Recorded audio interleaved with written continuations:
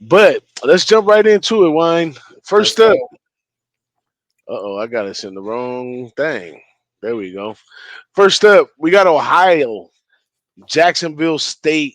Ohio is -3. The over under is 54.5. And I got us up right now in my little AI thing right here. So I have the important coaches changes in this one. Tim Albin, head coach of Ohio Bobcats, accepted the position at Charlotte. Rich Rodriguez, the head coach of Jacksonville State, returned to West Virginia. We seen that yesterday. Zachariah Poser, Reginald Hughes, and Fred Perry, three of Jacksonville's best defensive players, have left the program, so they will not be playing in that game. And that's just a couple tidbits that I could pull up real quick with my information right here. You got any questions? Or you got anything you want to go over in the game? Can you hear me? Yeah, no, I got you. Yeah. Yeah, Yeah. so interesting game right here, man. Ohio, winning the MAC after losing a lot of guys last year to the portal. We saw Curtis Rourke go out and play at Indiana. He's taken him to a college football playoff, going from a CFL type quarterback to potentially an NFL. Might be able to get a shot in the NFL. We'll see.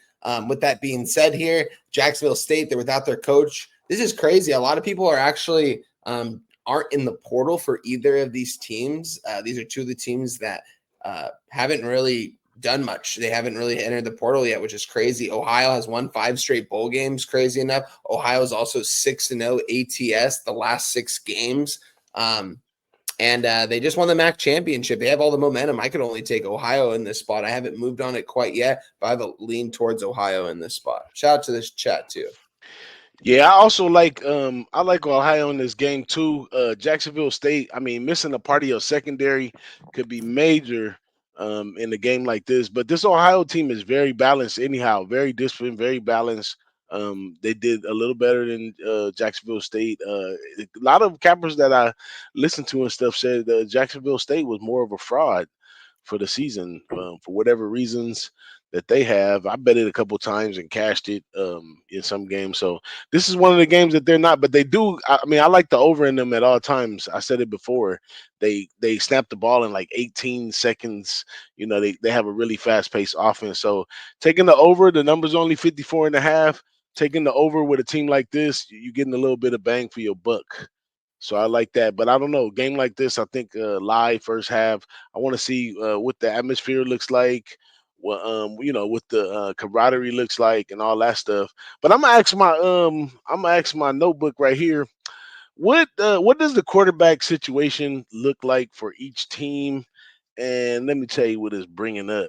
Only takes a few seconds. So Ohio, Parker Navarro is the quarterback of Ohio. He has accumulated 3,000 total yards with 2,169 passing yards, 943 yards on the ground. Navarro has accounted for 27 touchdowns. However, he has thrown 10 interceptions, which is more than his counterpart on Jacksonville State. 3 of these interceptions occurred in the game versus Morgan State. On the Jacksonville State side, Tyler Huff is the quarterback. He has nearly 3,500 yards for the season, accounted for 27 touchdowns. Huff suffered an ankle injury in the regular season, but appeared healthy in the conference championship. In that game, he completed 11 to 15 passes for 176 yards, 2 touchdowns, also rushing for 176 yards. He has thrown 6 interceptions these few games he played, and this will be his final collegiate game. That says a lot for a quarterback. And last note is Rod Smith will serve as interim coach for Jacksonville State and is also the offensive coordinator and QB coach. So the QB coach and offensive coordinator is going to move up to head coach. So I expect him to be offensive heavy, And Ohio State offensive coordinator Brian Smith has been promoted to head coach. So 2 offensive coordinators at the head in the game where the coaches is gone, and we missing defensive players. I mean, what do you think? It's got overridden all over it. I think so. I mean, whenever you're talking about a MAC team, you're thinking over, honestly, because just anything can happen. They're going to have a couple of tricks up their sleeve. They're going to want to win this game. Jacksonville State had a good season, but I mean, their coach already left them behind for dead, honestly, in this spot. I don't know if I trust this new offensive coordinator. Did he take the job or is it still open, Jacksonville State? I think one of them. Let me see. Did I think it's Jackson? just the intern. I think it's just the interim. He's not going to most likely be the head coach, but I think one of these coaches, I can't remember which one it was, but one of them did interim coach actually did get extended. gotcha.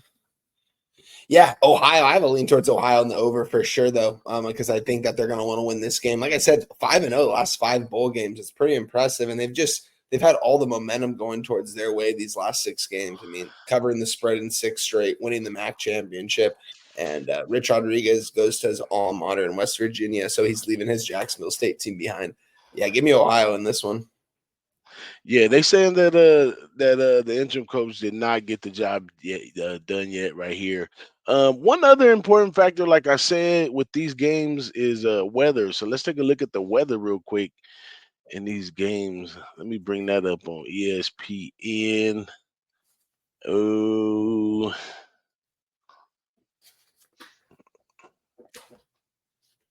by the way, Sam Houston is up 21-7 in that game, and I took over 20 and a half live, so we're going to cash that one.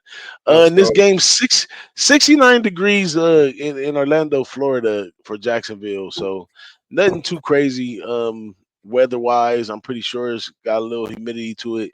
They're not freezing cold, and whenever in Florida, it could briefly rain, so weather not a factor in that one, I wouldn't say.